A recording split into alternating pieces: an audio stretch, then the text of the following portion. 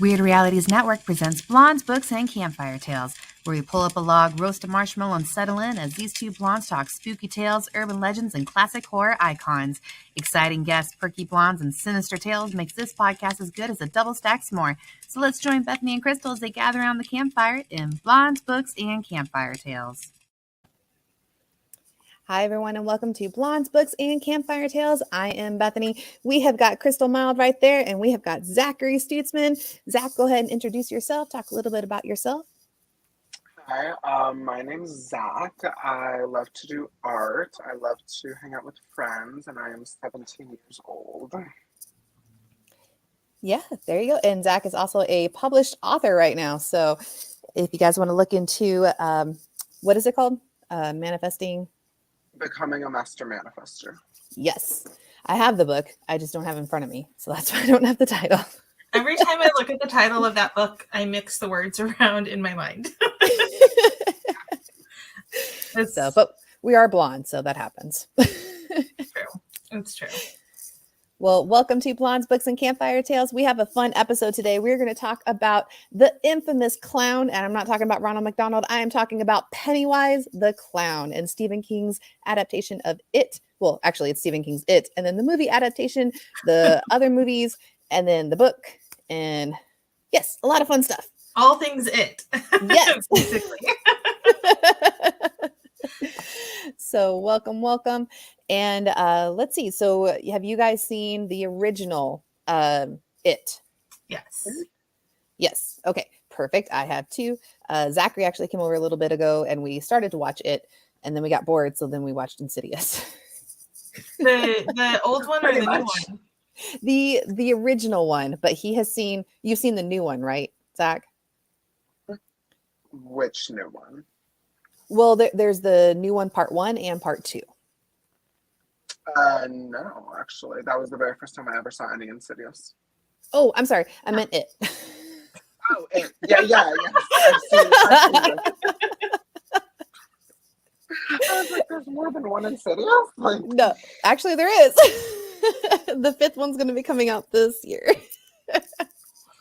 Zach's super into horror, I can tell.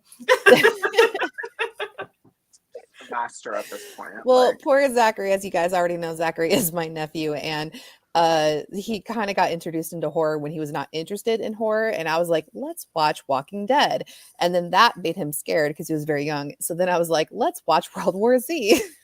That made him scared. And that one was too scary. Let's watch exactly. And so then I got a phone call from my brother yelling at me for letting Zachary watch these shows. I remember vividly staying awake until about 3 a.m. that morning. I was like an 11-year-old. So very good memories. So you scarred him for life. I did. I actually still genuinely have a fear of zombies ever since that. Like anytime that we do anything zombie related at like Slaughterhouse with like the actors of zombies and everything, I just can't handle it. Like I'm glad I left that lasting impression. So. I regret nothing. No regrets. No regrets. You only live once. That's there true. You go. Unless you're a zombie, then if you can't scar your nieces and nephews, who are you going to scar? Exactly. You're looking for at that point. Well, with It, so we've seen all of or most of the first one. We've seen the second one definitely, and I know Crystal and I have read the books, and then Crystal found a documentary on Prime that kind of talks about the original miniseries It, and that was actually an interesting documentary. I know I watched a little bit earlier today, and then I had some technical difficulties, which is normal. And then Zachary saw a little bit of it too. But one thing that I took away from the documentary that's on Amazon, and I think it's called Pennywise, the Story of It. I only know that's what it was called. Yeah, it's literally on my screen right now.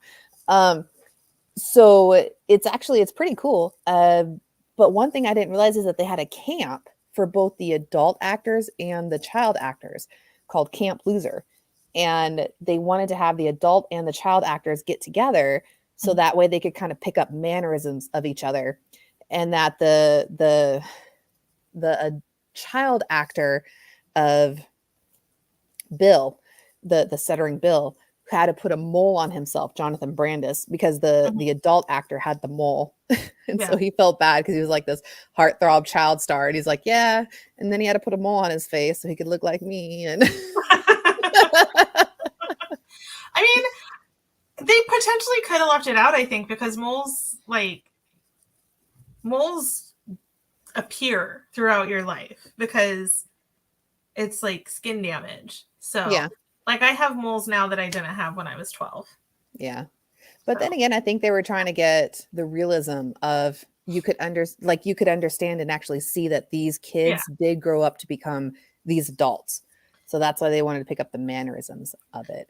Londa just joined. Sorry I'm late. My kids only want to talk to me when I have something else to do. That sounds like kids. Yeah, we totally get it. Understandable. Welcome. So Zach Landa is a really good follower and friend of ours.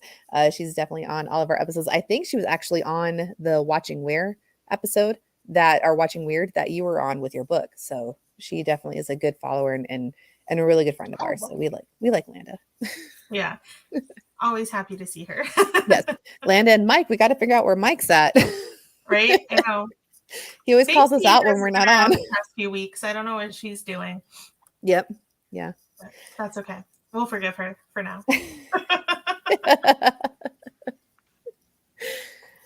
So, but I don't know. What all did you guys get from the documentary right there? Did you guys get anything?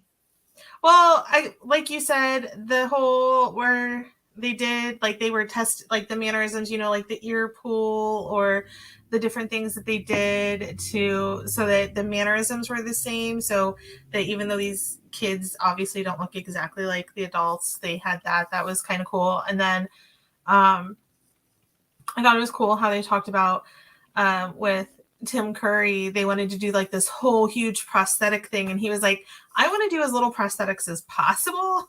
Mm-hmm. He's like, I can make my face scary without all that. Yeah. And it's like, well, yeah, of course he can. He's Tim Curry. And I'm a full supporter in finding out what type of person you are based off of which Tim Curry, or Tim Curry movie that you know. Like, what's your first memory of Tim Curry? Exactly. Because there's so many. I know. There's so many. I honestly don't know if I can say which one I would first remember him from. Mm-hmm. But probably it is one of the biggest ones for me. Yeah, it is good. Hey, Mike, how you doing? Hi, Mike. Yeah, it's definitely, I would say it is recognizable, but the main memories I have of him are mostly from Legend with Tom Cruise, when he was the big devil with the horns and stuff. And then Clue is my other one. So I would say Legend, Clue, and then of course there's the Rocky Horror Picture Show. Yeah. So, but it's probably fourth down there on my list. But that's just because I wasn't allowed to watch horror movies as a kid. So, yeah. I used to, in elementary school with a friend, we would reenact the scene with Georgie. The one with him in the where he gets yanked into the sewer. Mm-hmm. Yeah, so we'd play, we'd be playing in the pool, and one of us would be Georgie chasing the boat, and then Pennywise would stop us, and we would literally reenact the whole scene and end it with yanking the other one into the pool. Because we were weird in elementary school. And I did watch horror movies in elementary school and was totally fine with it. I reenacted them. Other kids were playing Barbies. I was playing it.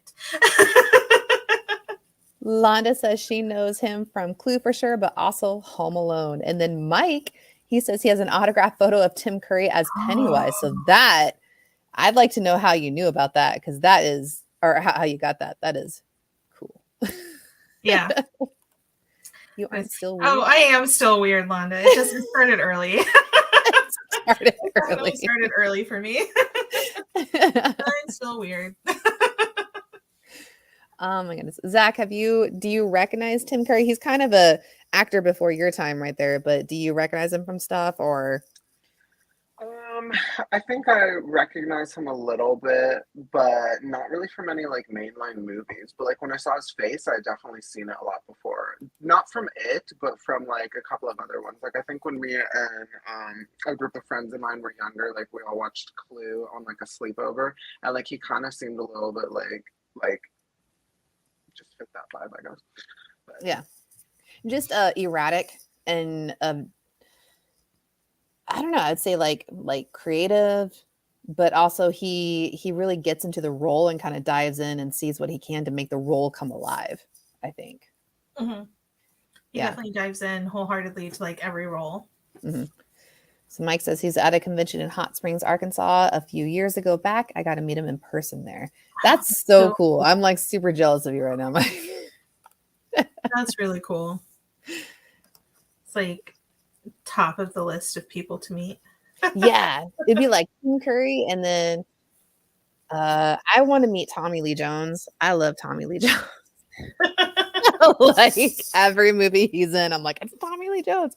Him and then Nick Cage, and then Kiefer Sutherland. I don't know. I could go on about the people, and it's probably people that Zach's never heard of. I have no clue who the Lee Jones person was. Tommy Lee Jones. That's what we get for having a young person on with us. I know. But it's cool because Zach brings a whole new perspective. Oh, agreed. He's just like, I have no idea who these people are that you're talking about. That was a different time period. It was. Well, what about it? Like, what do you guys think? Okay, so I know that. So, okay, Zach and I, when we were watching the original It, I remember watching it with him, and I was just like, man, this is not nearly as scary as I remember it being, or what the movies are now as being. But I remember when it first came out, it terrified so many people. And when you talk to people now, they're like, like Pennywise terrifies me. I can't do clowns.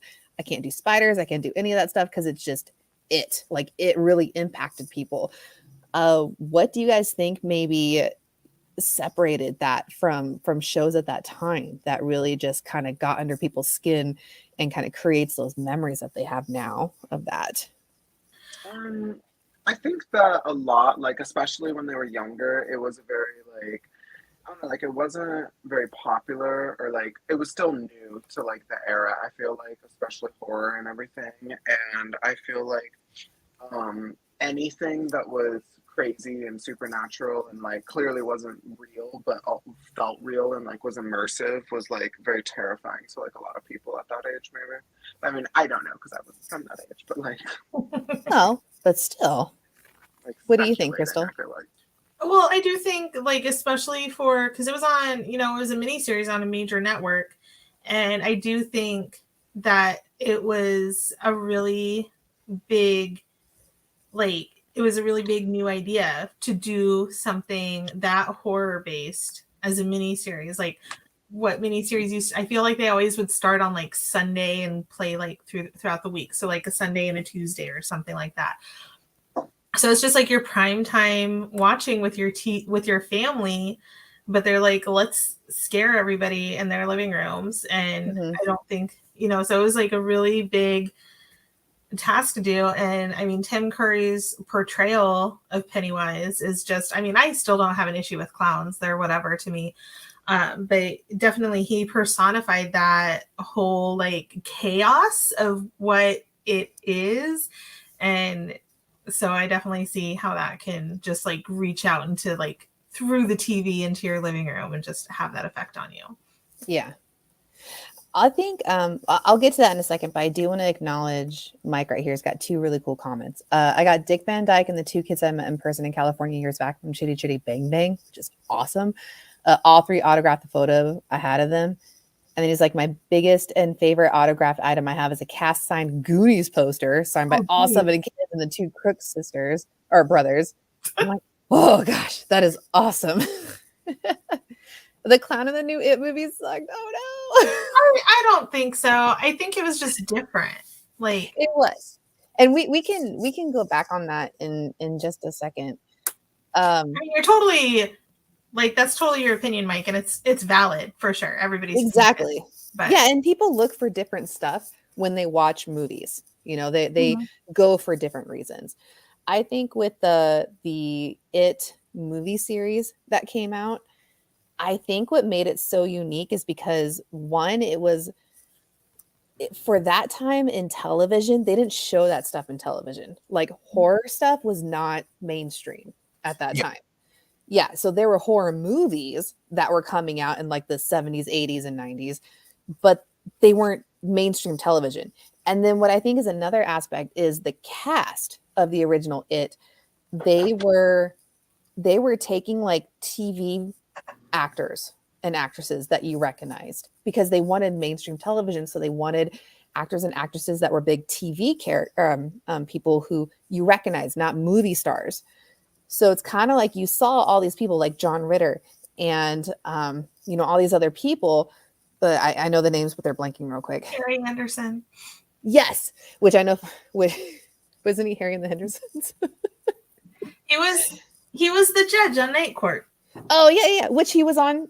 And then you had the guy from Mr. Boogedy from Disney. He was on there, but it was all these people who you saw on good family, like happy television, and suddenly they're in a horror movie, like horror series. Yeah. And I think that's what scared people is they were taking their wholesome good content and throwing those actors and actresses in this like scary mini series that they just didn't know. They didn't know how to process that. So I think that's what made the unease feeling, not like scared, but just uneasy feeling. Yeah. It's like this person usually is making me laugh and is super lighthearted. And now all this crazy stuff's happening to them. Yeah. Yeah. So, but in terms of like the new It clown, I mean, I think one, that's a really hard role to fill. I mean, Ghostface is kind of known for always being a new character. Freddy's iconic. Like you can't change Freddy too much. But and then Jason, it's a person, and Jason and Michael, they're behind a mask. So it's hard to kind of really tell the actor who plays them too much. But Pennywise, like it's such an iconic character, and Tim Curry did such a good job. I think it's really hard shoes to fill, but I think that their adaptation of the new movie, I think they did a good job telling it in that storyline. I think it's like if you're trying to compare Bill Skarsgård to Tim Curry as Pennywise, it's just completely different. And if you're going to compare one to the other, I think you're going to be like, well, he can't live up to the role that Tim Curry did. But I don't think that Bill Skarsgård was trying to live up to it. He was making Pennywise his own. And even though they're both still horror movies, I do get like the vibes from both of them to me are completely different. Oh yeah. I definitely feel like Pennywise in the newest movies was like, to me, just way more creepier. Like I feel like the entire style that they went for, and like even the way that they did his like face art and like makeup and stuff like that was very like, just gave off a creepier vibe to even like look at through photos, while the old one was more like the acting that I feel like really like sealed the creepiness into him. Yeah, that's good. Yeah. Like if you just look at Tim Curry's Pennywise compared to Bill Skarsgård's Pennywise, just like visually, Tim Curry's looks just like your normal everyday clown, and he played into that. You know, he played into just being ridiculous, but making the ridiculous clown antics like a little bit creepy, but he still did the clown antics. And then when you see Bill Skarsgård, it's like the whole look is just evil. Like it doesn't look like this is your normal circus clown. It looks like this is the clown of your nightmares. And he never really went into the hijinks portion of being a clown. It was just always just that negative. I think what we also have to look at is Tim Curry, when they came out with the original It, that was the 90s. Like that was a while ago, you know, 30 years ago. Yeah, 30s though. I don't know where I got 50. Wow, sorry.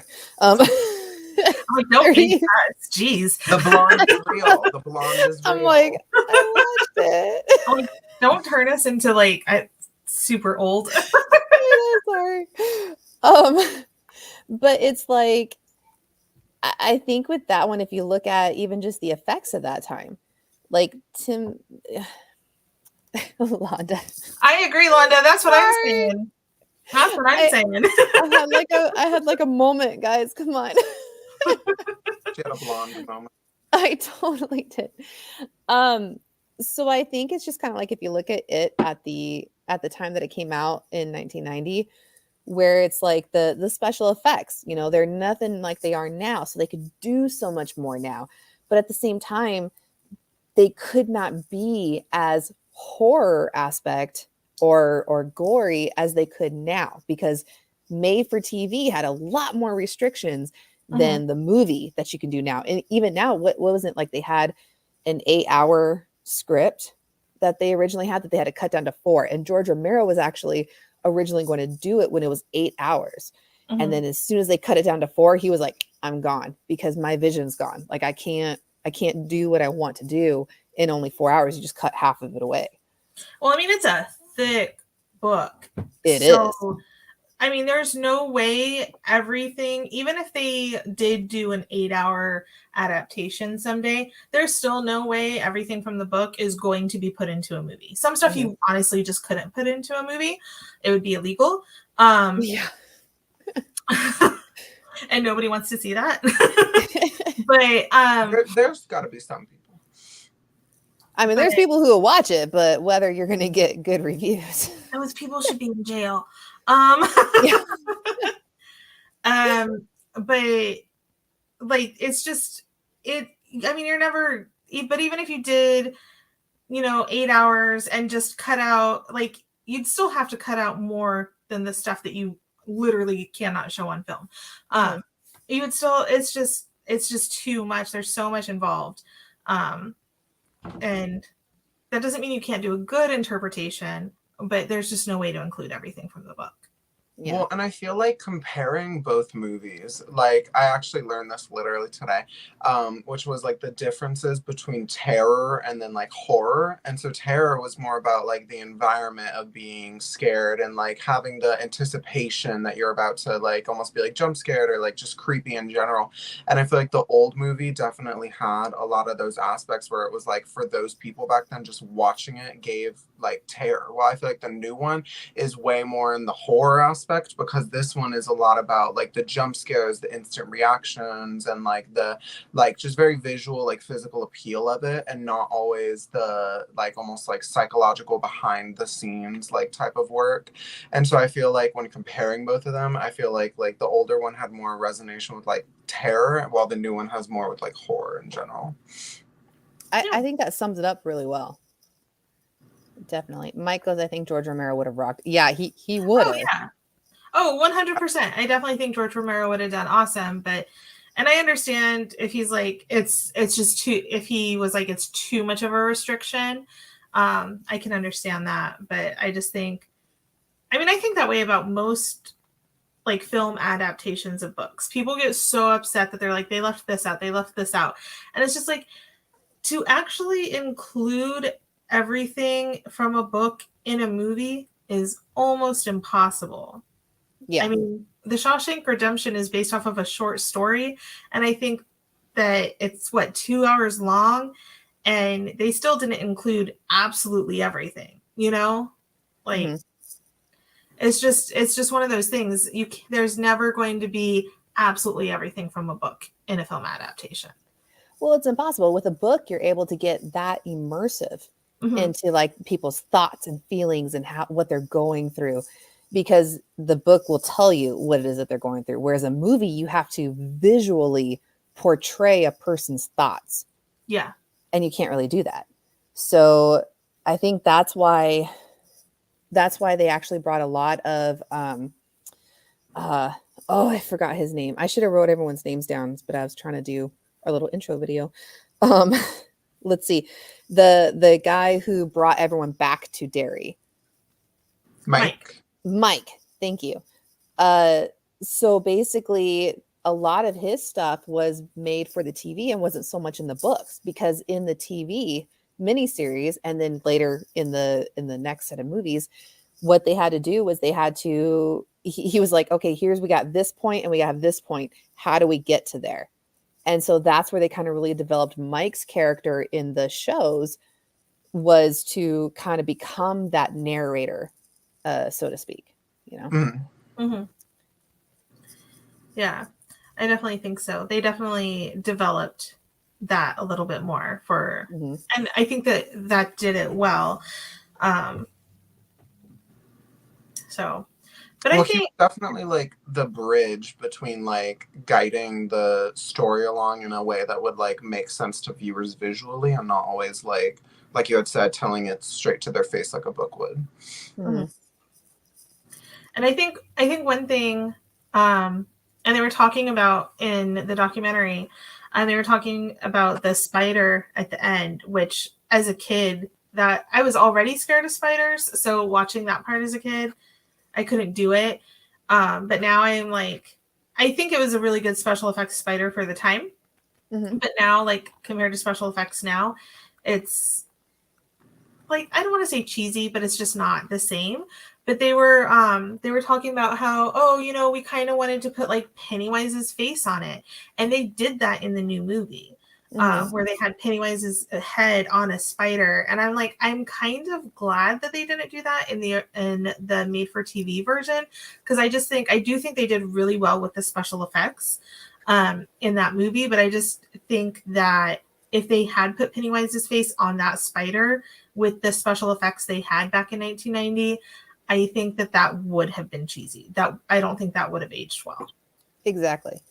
You can do so much more now than what you could do back then. So back then you had to be a lot more creative in what you did. So I think I agree wholeheartedly. I think if they tried to do some of the stuff, because if you think about it, you're taking children's fears, which a lot of them can be kind of, as an adult, you're not comical, because as a child it terrifies you, but as an adult, like, there's stuff that the girls will tell me that they have nightmares about that I'm like, really, you know? But as a kid, you're terrified. Like, you're absolutely terrified. I remember one time I had a Minnie Mouse poster. Okay, it was a Minnie Mouse and Daisy Duck, and they were in an ice cream shop. I remember that poster. Yes. But like, when you laid down in my bed and faced that poster in certain lighting, it looked like a creepy face coming right back at you, because the shadows and everything. It terrified me to the point that sometimes when I would go to bed, I would take that poster down and I would move it. Now, can you imagine as an adult, you like someone coming up to you going, "My Minnie Mouse poster scares me at nighttime." You'd be like, "What?" You know? Yeah. So to try and do a kid's fears or children's fears and make it so that adults are afraid of it as well and can feel that fear, that's really hard to do. And I think that with the mini series in the 90s, like you said, if they tried to do that, some of those things, it would have come across as too comical and would have taken away from the scary aspect of it. So yeah, I definitely agree. And speaking about that, like, there's one nightmare that I had as a kid that I still remember to this day. And I woke up screaming, literally woke up the entire house because I was screaming so loud.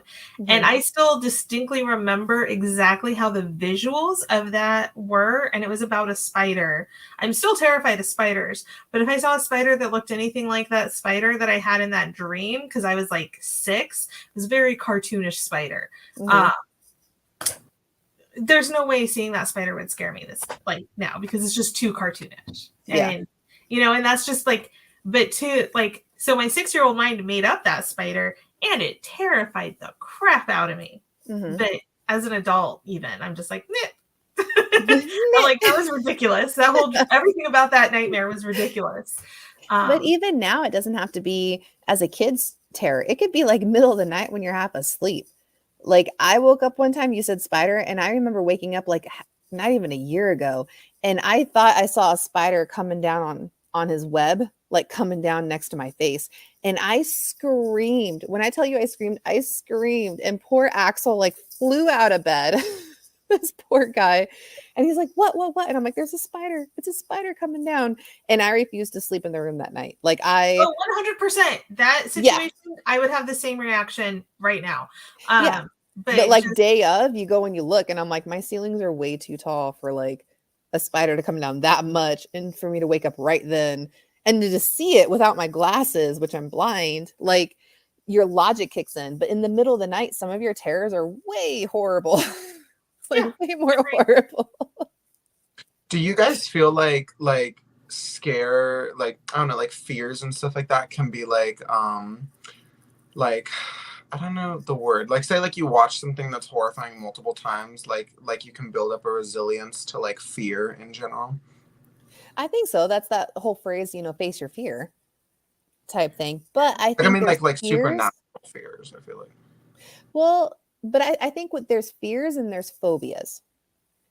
And phobias are they're like deep-seated, like deep-rooted fears that are more difficult to overcome. Whereas like there's a fear that you just wake up from a nightmare and you kind of have some random thing.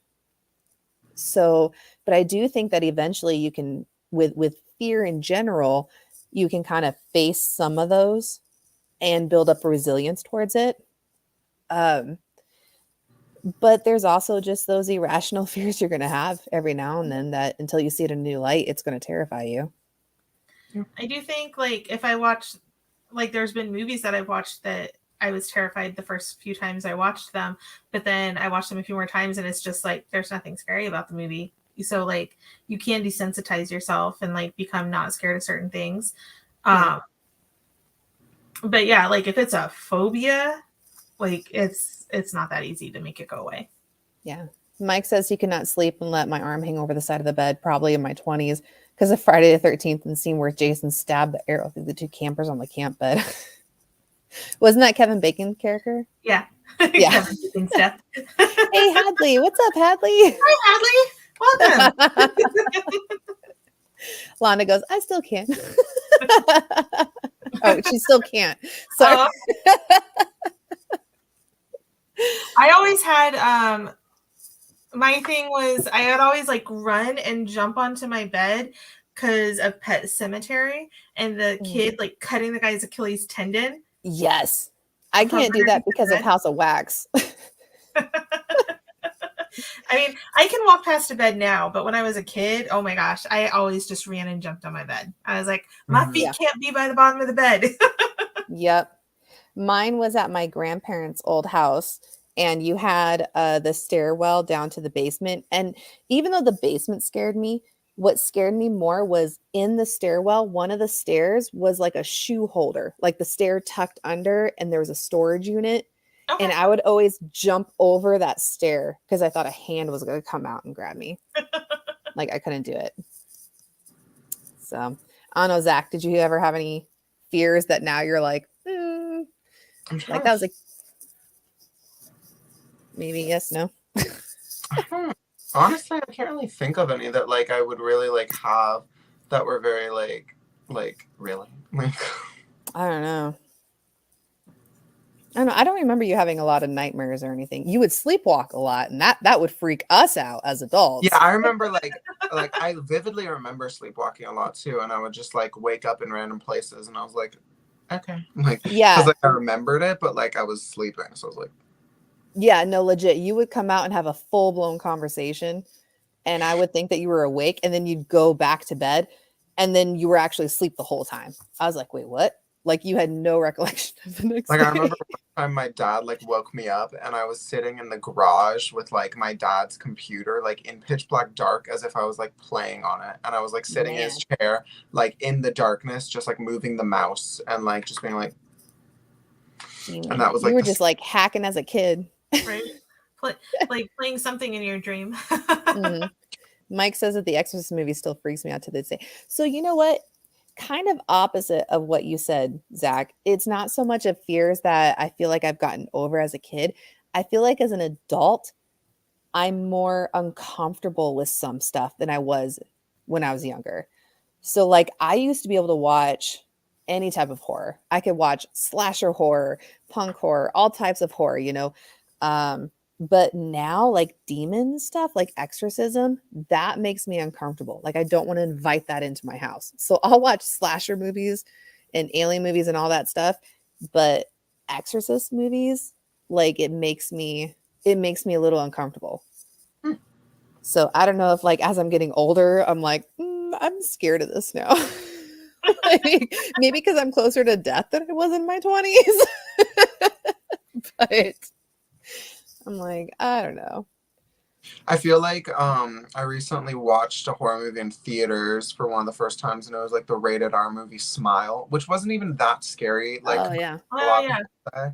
Mhm. But like for me, that was my very first like rated R movie in a theater, and I don't know why, but that like traumatized me. Like I literally remember leaving that theater, and I mean, granted, we watched it at like 11 at night, but like I remember leaving that theater at like 1 or something, and just like walking to my car with my friend in like terror of like everything around us, and like and that was only like 4 months ago. Like, Yeah, watching a horror movie in a theater late at night, that's always the scariest time to watch a horror movie. Like whatever movie that is. Because I did a similar thing with Paranormal Activity. I think it was like it was like midnight when it started, somewhere around there.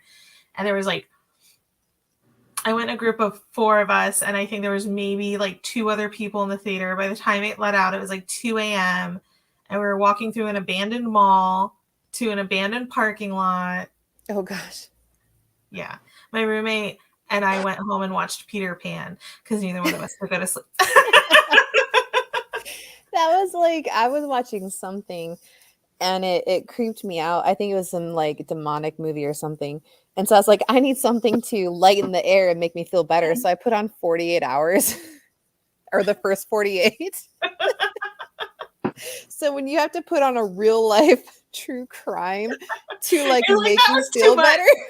I need to watch something about somebody that actually died. I need something that just makes me feel a little better right now.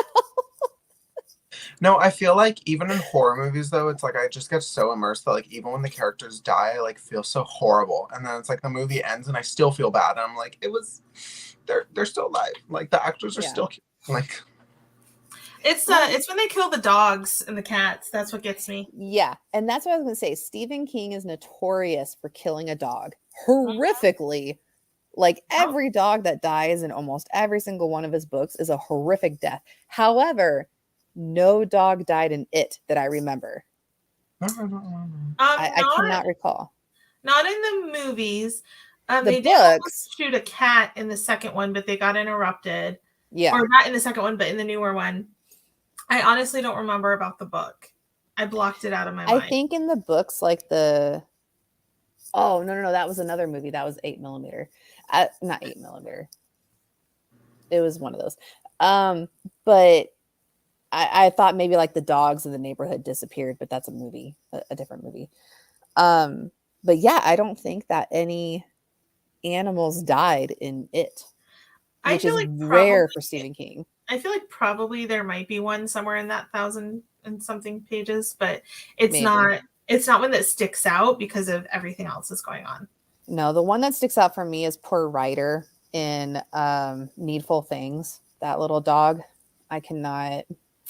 Every time I listen to the audiobook or read the book, I have to like skip through those pages. So I won't talk about how he dies because I don't want to torment people.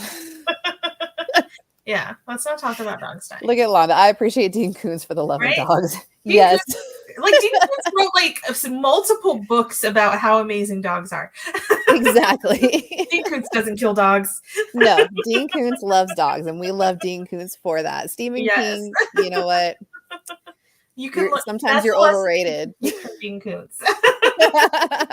You're an amazing writer, but take that hint from Dean Koontz. Don't kill the dogs. Exactly. Oh my goodness. You don't have to kill the dog to move the story. Just kill a human being. Everyone doesn't mind that. Yeah, nobody cares about the humans. Nobody cares about that. They die every day. I don't know. I have a dog in one of my books, and I'm like, he will live. Yep, he will not die. Because I don't think as an author. So mad at you.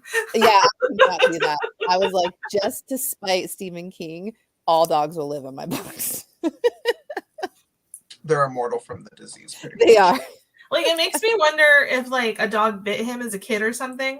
I know. Like what's going on with him? Because I'm like, I could never do that. I could never write a horrible death to a dog. And I'm like, well, like think of the CGI people who have to like animate that. Like that's when it's true. Human, not that bad, but like if you had to animate a dog being like yeah. Like A I would be horrific death. Yeah. screwed if I had to. Talking about a bad day in the office. Yeah, I'd be like, sorry.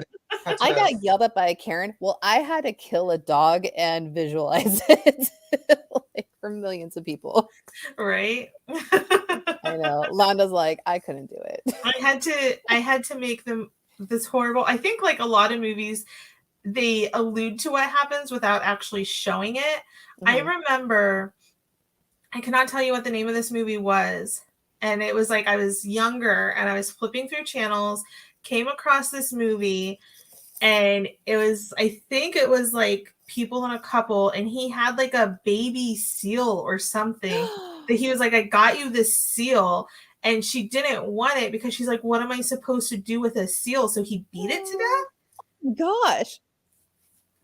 I can't tell you anything about that. I quickly changed the channel. I can't tell you any information about that movie other than that. That scarred me for life, that like 30 seconds I watched of whatever movie that was. Like, why would you even want to write that into the plot of like your book or movie? Like, oh yeah, sorry, I just beat a seal to death because I didn't want it. Thanks, moving on. Like, I mean, yeah, like you can't show that the guy's psychotic some other way. Yeah, like couldn't have been like cutting someone off in traffic and then like smashing them or something. Like, Right.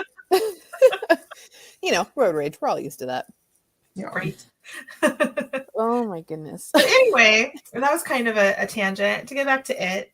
But I mean, I guess one thing that I thought was interesting, differences between all three was the ritual of Chud. I don't know exactly how you say it.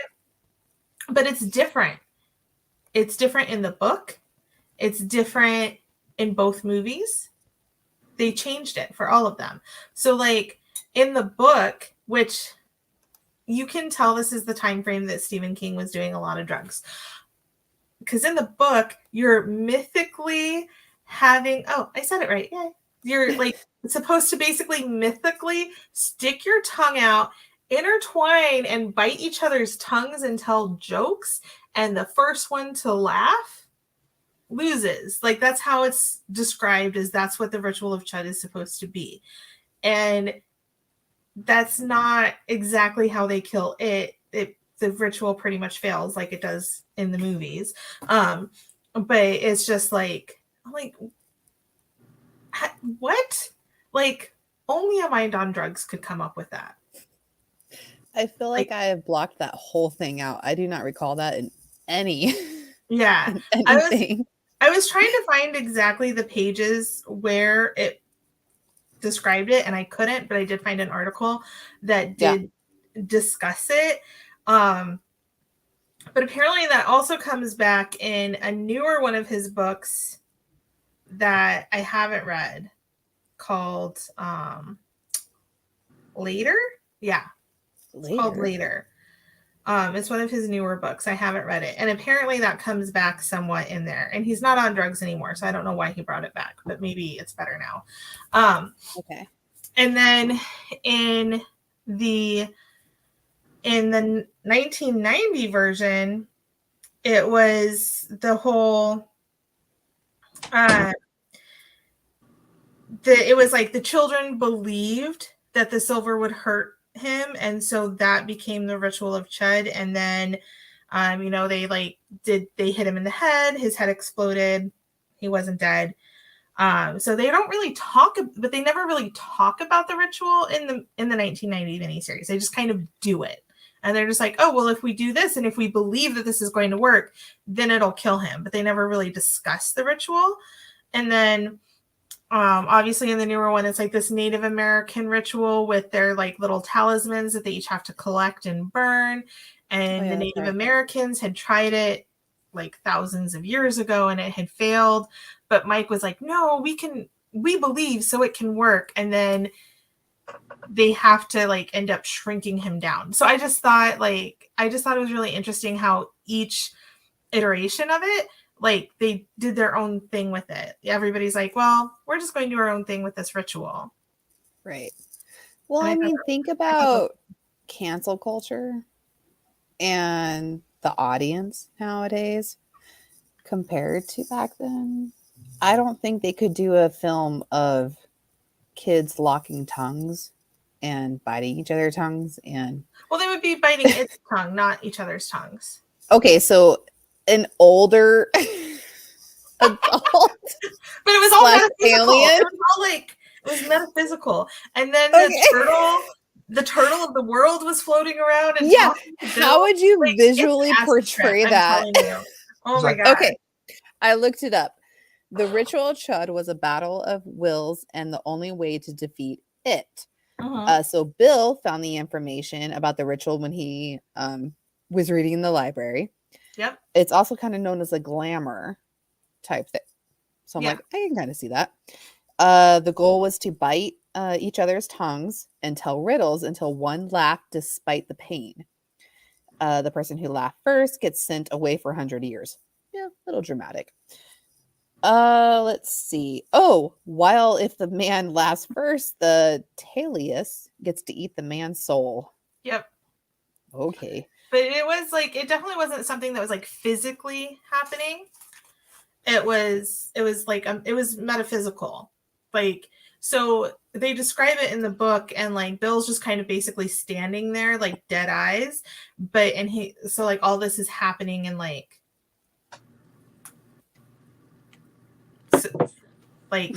astral projection or something. Metaphysical. Yeah. I was just Yeah. I wanted to not use metaphysical too many times, but No, I got you. Another word.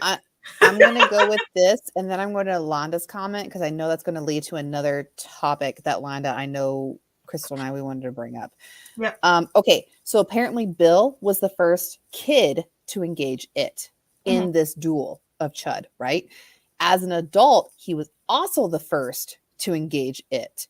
However, without his childlike imagination, he's weaker in the battle, and it taunts him, saying something that the turtle did some years ago. Part of the book. And yeah, so you found Bill, the same article I did. I probably did on stephenking.fandom.com. Yep. Yeah, totally. So if anybody's interested, that's where it is. Yeah, but Richie realizes that something's wrong and screams out in his Irish cop voice, catching its tongue and being thrown into the universal sprawl with Bill. Wow. Oh, and then he saves Bill from the deadlights. Yep. Okay. But this goes into Londa's comment that I'll post on here. Zach, you didn't read the books, right? Or the book? Okay. In the book was something that I think I told you about when we started watching the first movie on how like the kids dealt with defeating it. And I how don't they even know got how they what? Yeah. And I don't even know how this helped them deal with it. Londa goes, the girl sleeping with all the boys would not have been accepted either. So I have thoughts about that. And I feel like a lot of us do. But here's my thing, because I know that my thoughts about it are not everybody's thoughts about it. So the way, and I know you said you're like, I don't understand. So they had to lose, like they were stuck and they were lost in the sewers and they had to like lose their innocence. That's the only way they could find their way out. And that was Beverly's solution that she came up with. And is it disturbing and unnecessary? Yes. However, it is consensual. It is oddly like connecting for them, and it could have been done in a different way. But what bothers me is that bothers people more than the actual sexual assault that happens in the book when Patrick Hochstetter sexually assaults Henry Bowers. Nobody cares about that. That was much more detailed. That went into way more explicit detail, and it was assault. But a consensual act, even though it's children, I'm sorry, but there are 12-year-olds out there having sex. We know that. Yeah. Like, it's a fact of life. It shouldn't be happening, but it is a fact of life.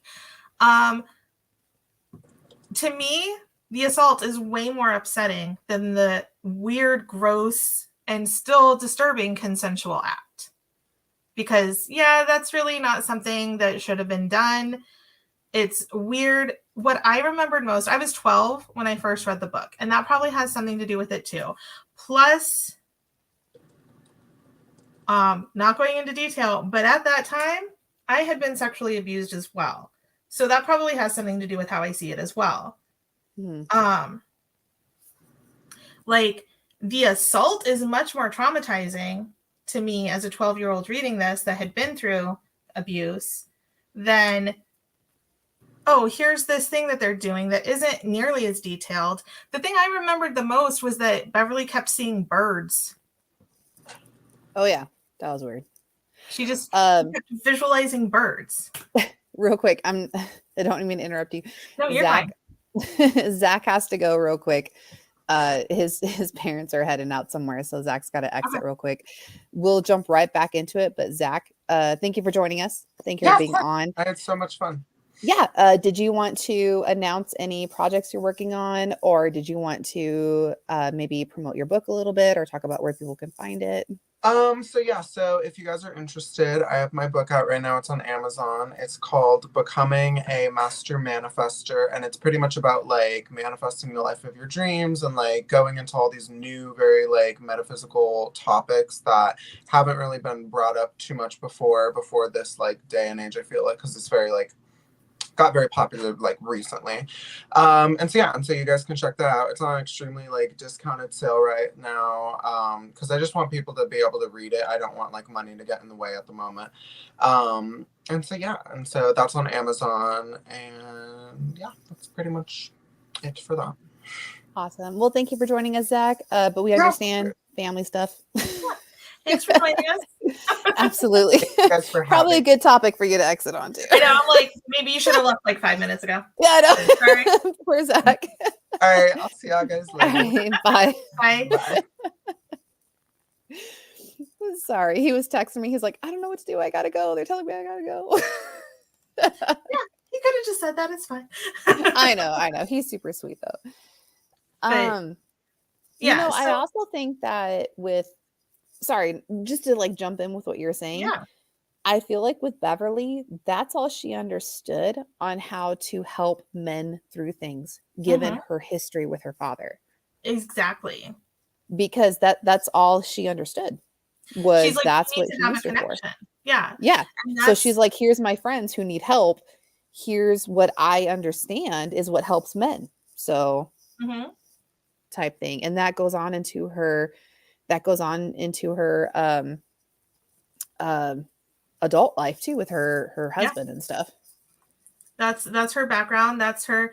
And it's like and people just see it and they're just like, oh my gosh, it's these kids having sex and it's multiple and they're like it's an orgy. And I'm like, to me, like when I think of an orgy, that's not what I think of. Yeah. Like it wasn't like, to me, an orgy is like multiple things going on at once. That's not the situation. And I'm just like, I don't know. It's just, obviously neither of those things could be shown on camera ever. And we wouldn't want them to be. But it's just like, I think what you said really says a lot about it. Like that's with Beverly's background, with her history, with her relationship with her father and him. I don't know if he ever sexually abused her straight up, but like it was kind of implied in some places. And definitely he was always like, you need to be my little girl. And there was definitely just like sexual undertones to all that. So that's what she understood. And she's just like, we need to come together. We need to like, that's the only way we're going to be able to get back out of here. We're losing it. And I do think it was like I said too, like part of losing your innocence or whatever. And I'm just like, does it make me, I reread it the other day. I'm like, does it make me uncomfortable reading it as an adult? Yes. But even as an adult, Patrick Hockstetter, like sexually assaulting another kid and is way more disturbing. And that also goes into more detail. So I'm like, so I just don't understand why there's so much about people being upset about this scene and nobody being upset about the other scene. I've never heard anybody be upset about the Patrick Hockstetter scene. I don't know. Nobody brings that one up. Unless they just didn't have the channels at the time. Oh, what do you mean? Oh, sorry. I'm like the channels. I'm not completely sure I understand what you're saying. Like the outlets. To Unless talk I'm about thinking of someone else. it? Maybe. Well, I don't know. It's just like because people always talk about, you know, like every time I see like a discussion board about it, everybody always brings up the scene with Beverly and the losers. Mm-hmm. And they're like, that scene is like blah, blah, blah. Nobody ever brings up the sexual assault that actually happens. Like, hold on. I have them. Yeah. So the scene with Patrick Hofstadter, you're talking about where he kills the kid, right? No, I'm talking about the sexual assault. Oh, wait, hold on. Hold on. It is on page 832 of the book. He and Henry and Beverly, although they don't know Beverly is there, are in the junkyard. I forgot about that. Okay. Yeah. That's why. And Reddit won't even let me view it right now. Yeah. I mean, I'm not going to read it because... No. You're totally fine. I'm not going to read it out loud. Like I said, it's graphic. But if anybody wants to read it, it's on 832 of the book. And then we have the Beverly scene is 200 pages later. About 1098. So about 200 pages. So it's only like 200 pages apart in a 1000 plus page book. They're pretty close together. They happen fairly close together in the timeline of events. Yeah. So, and I'm like, you know, like, I don't know. I'm trying to I can't remember that scene. I remember it happening, but I can't remember how it's described. So I don't know if they described it or if Stephen described it more in detail. Did he describe it in as much detail? He described it in more detail than he described, like, because with the scene with Beverly and the losers, there is some detail, but there's really not much detail. It's more about how everybody's reacting, how everybody's feeling, Beverly envisioning the birds. It does describe her having an orgasm, which is a little well, but that's a bodily function. That's not necessarily a manual reaction. No. Yeah. You know, so like, it's a bodily function that happens whether you want it to or not sometimes. Yeah. So like it does go into some detail, but that scene really does more talk about the emotional connection with Beverly and the losers. It does talk about some sensations, like this hurt, that, but it doesn't go into like graphic detail. And the scene between Patrick and Henry in the dump goes into graphic detail about Patrick was doing this to himself and doing this to Henry, and this is what this looked like.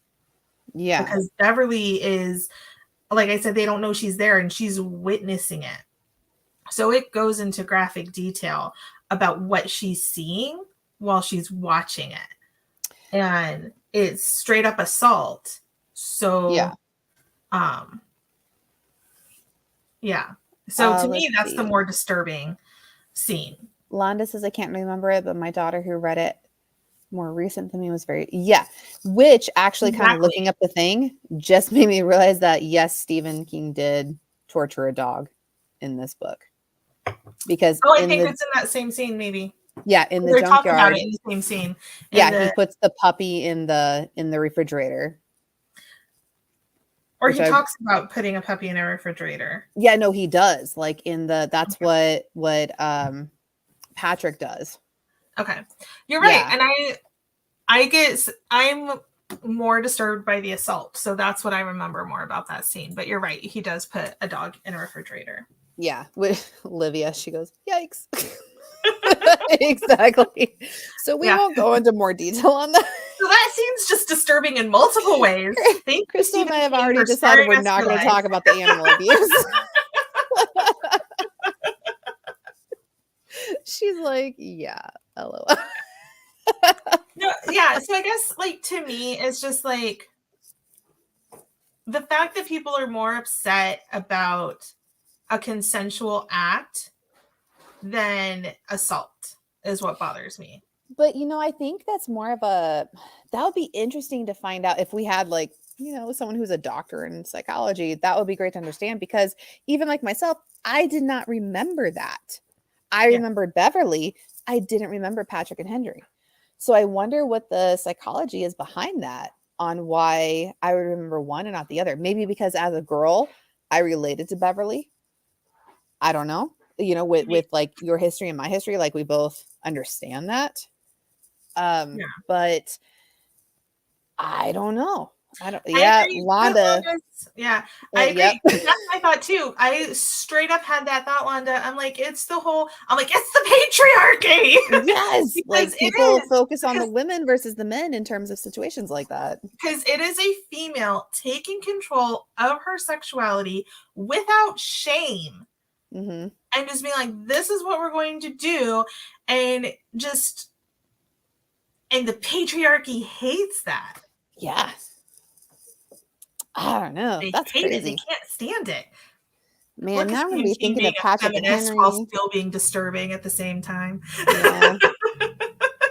I was like, this is going to be a good episode. This is going to be so good. And now I'm like, oh God, Stephen King kills the dog. And I'm like, and Patrick and Henry, this is horrible now. I mean, no, it's such a good book. It's such a good story. And there are some things that are disturbing, but that's part of Stephen King's whole thing. It's going to disturb you. Well, and you think of it, that's part of unease, that he likes to have in his book. His books aren't necessarily all horror. It's all about the uneasiness of the situation that you're in. Exactly. So if he can make something very uneasy and uncomfortable for you, then he's done his job. Yeah. And that can come in many forms. Mm-hmm. So yeah. And it is. It's definitely, it definitely does make you feel uneasy. Mm-hmm. But like, I just think like there's more to look at in that scene with Beverly than just the physical act of what's going on. There's so much more to it than just that physical act. And like I said, part of it just might be like my life and what happened to me and things I've gone through, that at 12 years old reading that, it barely affected me. But the Patrick scene at 12 years old definitely affected me. Yeah, I don't know. That would be interesting to delve into the psychology behind that. Mm-hmm. I just don't think either one of us are equipped to do that. I'm not a psychologist. I took one psychology class in college, and the professor hated psychology, so I don't know why he did it. He spent the whole semester telling us how psychology was just the popular thing to study, and psychology isn't what you think it is. And I'm like, okay, but you're like, thanks. I'm taking this class, and I'd like to learn something. Yeah. So. Yeah. Look at Mike. He goes, I wonder how many kids used to love clowns until they saw It movie and then became terrified of clowns for the rest of their lives. I think a lot. Yeah, I think a lot of people, definitely. In fact, reading or watching that documentary, Crystal, that you recommended earlier, they said that. They were like, yeah, I would not go take photos by the Ronald McDonald clown because I was so terrified of clowns after that. Yeah. Like Londa, it was like when they made the high school football coach teach math.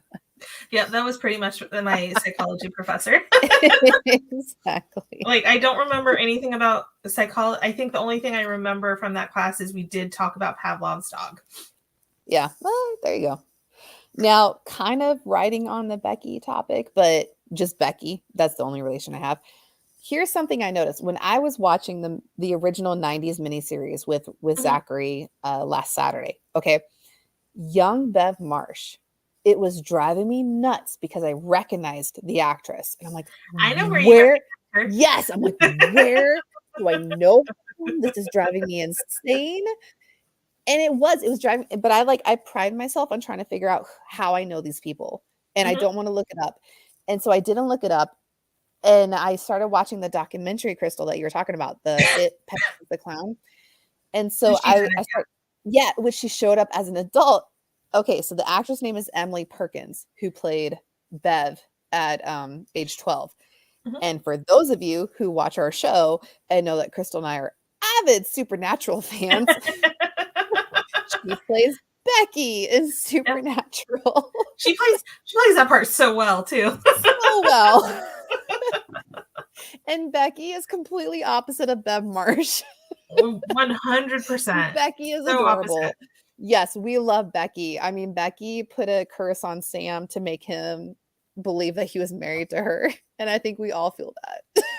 I mean, in a way.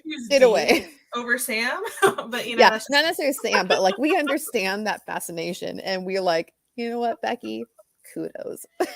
I'm like, I can't be mad at Becky for that. Nope. So that was driving me nuts, and I figured out right before we start this podcast, I'm like, oh my god, it's Becky. Yep. I was so excited. I mean, so and then like Seth Green is one of the Seth kids. Green. He played Richie, and then of course Jonathan Brandis is yes. Bill. And Jonathan Brandis, it was so rough because I love Jonathan Brandis. I had like Teen Beat magazine posters of him. And yeah, to find out, like just to see his co-stars' reactions to finding out about his suicide was really rough to rewatch, like on this documentary, because it just brought back a lot of those feelings and emotions from my little Tiger Beat days, Bethany, you know. Tiger Beat magazine. Oh my god, I love Tiger Beat magazine. I like Tiger Beat and Bop magazine, I think, wallpapered my walls. Yes, because they were the ones who had the full-blown wallpaper. They didn't have the articles that cut into them. Yeah, they had like the full posters. Yeah. Are y'all loving Indy's appearance all of a sudden? He needs some love. I know. I almost talking made about it. Animal abuse. Seriously, I almost made it through a full podcast without him. You're not going to pull a Stephen King on me. I know. He's like, I'm not an inspiration, am I? It's okay. I saw Olive on your bed earlier. Little cutie. Oh yeah, she's still there. There she is. There's Olive. I'm like, can you see? Oh, there's her face if I lean the other way. Nice. Well, we're coming up past an hour, actually. I'm like, well, I mean, it's a thick book. It is a thick book. Long movies. So 4-hour mini-series, not even a book. Which, have you noticed that with Stephen King? A lot of his stuff, like his original stuff, was made for TV. Like, you had It. You had The Stand. The Stand. That's what I was thinking of. That was a good one. Mm-hmm. Which is definitely more of a made for TV with how many subplots and stories were in there. Yeah. I think Salem's Lot might have been made for TV. And here's Needful an unpopular Needful Things. Mm-hmm. This is going to be an unpopular opinion, but the made for TV The Shining was way better than Jack Nicholson The Shining. Yes. Yeah, and Stephen King will agree with you on that. He did not like Jack Nicholson. Look, it was weird and fun tonight. Oh, thanks, Mike. Like, we definitely got into some weird topics tonight. I know. We went through a whole range of emotions. Yeah. With everything. Well, our next episode of Blondes, Books, and Campfire Tales, it's up in the air. I'm sure, Crystal, you were following along on the weird messaging, so we may or may not have a very special guest on our next one. We're going to try and set something up with someone who has a few projects out on Amazon. But we don't know if it's going to happen or not. So, there's an Indian. He just lost his collar. So hopefully that will happen. It'll be super awesome if it does. If not, Crystal and I will still bring you a wonderful, weird, and fun episode. If not, what I think people need to tell us what their favorite campfire tales are. It's summertime. It's camping season. Exactly. What's your favorite tale to tell around the campfire? Maybe we can talk about it next. We could also do an episode that has like everyone's favorite tales. Yeah. Like if Mike, if you want to suggest something, or Londa, if you want to, or Olivia, or anyone, like if you guys want to suggest something, then let us know and we'll bring it up in a topic. Urban legends, campfire tales, ghost just stories, horror, huh? whatever. We'll talk about whatever you want. Pretty much. I mean, we just like to talk. Not us. I told Hadley, I was like, oh my gosh, it's so weird that like Crystal and I used to get in trouble for talking too much, and now people want us to see it talk too much. Yeah. So, Like the amount of times we've been told to shut up in a collective oh my way. gosh. I know. We're like, this is our talent, okay? It is. It is. Exactly. Well, thanks for joining us tonight. Thank you, Londa, right there. And Mike. We're glad to have Zachary on here. Definitely go check out his book. He is, he is such an intelligent individual. I'm so proud to call him my family. And the fact I was that not like that at 17. No, neither one of us was. Was a dick. So the accomplishment that Zachary has had, definitely go check out his book. Becoming a Master Manifester on Amazon is available. And yeah, hopefully our next episode will have a special guest. We'll see. But if not, then definitely put in the comments or message us. Let us know what you guys want to talk about. Wanda. Wanda, you feel me. I think you and we get each other. Crystal, do you have anything coming up on Mysteries, Mayhem, and Murder or any of those? I think our next episode is not this upcoming weekend, but the next one. Mm-hmm. I'm looking at a calendar. Sorry. No, you're good. Yeah, so Murders, Mystery, and Mayhem. Our next episode is going to be, either the 15th or the 16th. I will put a confirmed date out there. And we will be talking about the Black Dahlia. Ooh. Everybody's favorite unsolved Hollywood murder. Mm-hmm. So yeah, that's coming up. So definitely join us for that. And yeah, like I said, I'll put a confirmed date and time out there. That one's kind of a floating show. So that one's a little bit, I try to let everybody know ahead of time, but that one kind of depends on what my schedule looks like each month. No, you're good. It is a really good episode. I know Sylvester might be interested on hopping on some of that. So you can reach out to him. He's very interested in a lot of the true crime stuff. Yeah. So he'll be into it. Olivia goes, thanks, ladies. Great idea about campfire inspired spooky stories. Olivia, let us know what your favorite is so we can talk about it. Exactly. Mike goes, I hope everyone has a spectacular week. Yes, 4th of July week next week. So I hope everyone has a great 4th of July. Coming from the writers front, we did just in submissions for the Weird Kids new anthology coming up for Riders of the Apocalypse. So we are looking forward to narrowing those down and coming out with the book. I know Rich is working on that, and we'll come out with the actual anthology for that. So coming soon from the Weird Kids, a nice anthology on Riders of the Apocalypse. And everybody have a safe 4th of July and keep the fireworks away from the dogs. Yes. And cats. I mean, cats are afraid of fireworks. I mean, my cat ignores them. She ignores everything. Exactly. All right, guys. Thank you for joining us for Blondes, Books, and Campfire Tales. We will see you in 2 weeks with our next episode. We look forward to seeing you there. Thank you. Bye.